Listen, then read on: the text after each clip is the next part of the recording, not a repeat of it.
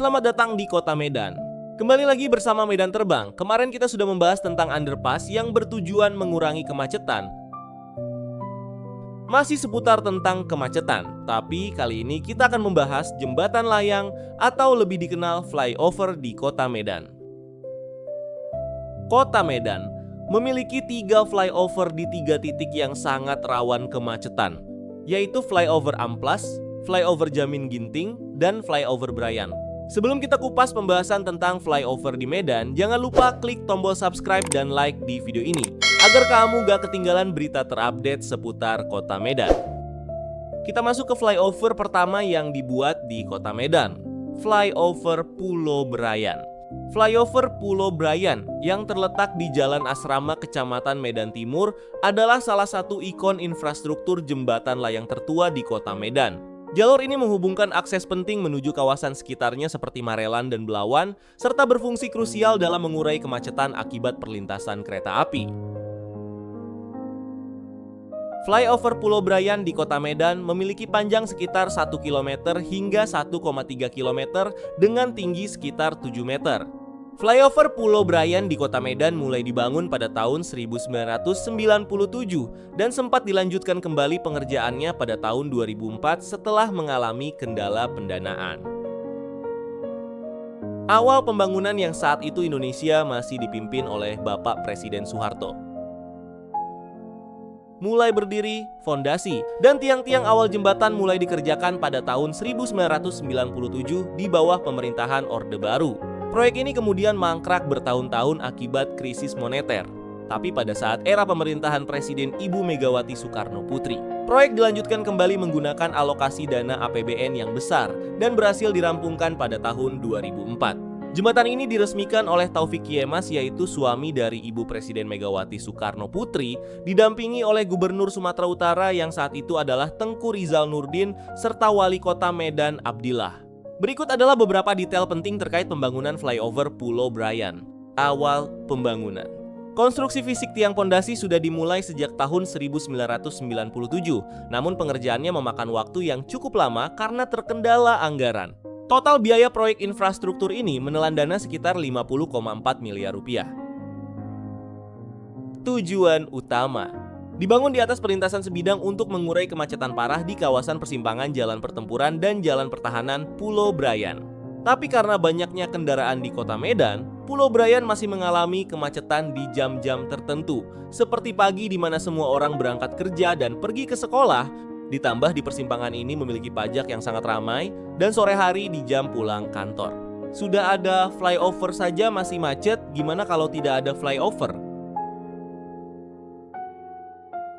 Sekarang kita berpindah ke flyover Amplas.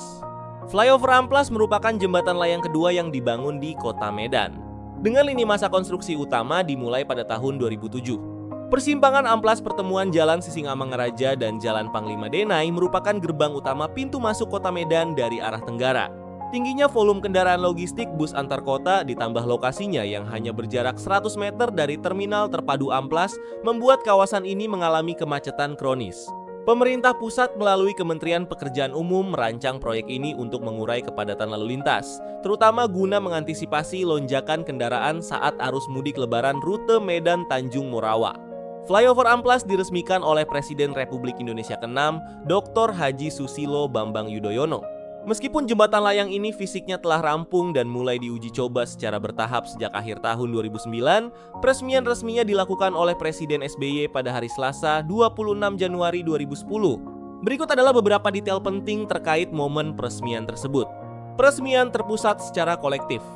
Acara peresmian tidak digelar langsung di Kota Medan, melainkan dipusatkan di gerbang Tol Kanci Cirebon, Jawa Barat.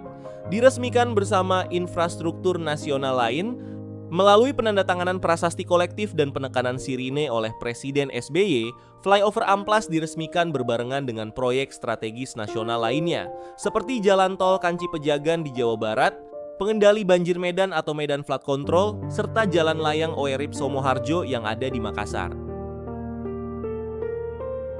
Pembangunan megaproyek jembatan layang sepanjang 930 meter ini menelan biaya sekitar 124 miliar rupiah yang bersumber penuh dari alokasi APBN pusat. Dulu sebelum ada flyover, Simpang Amplas ini terkenal sangat macet, dan sekarang kemacetan di Simpang Amplas sudah berkurang 80%. Kini kita bisa melintas dengan lancar tanpa harus merasakan macet lagi karena adanya flyover di Simpang Amplas ini. Kini kita beralih ke flyover terakhir yang dibangun di Kota Medan, Flyover Jamin Ginting, atau lebih dikenal dengan sebutan Flyover Simpang Pos Padang Bulan.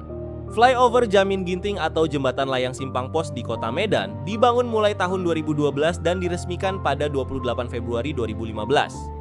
Jembatan layang ini memiliki panjang sekitar 625 meter.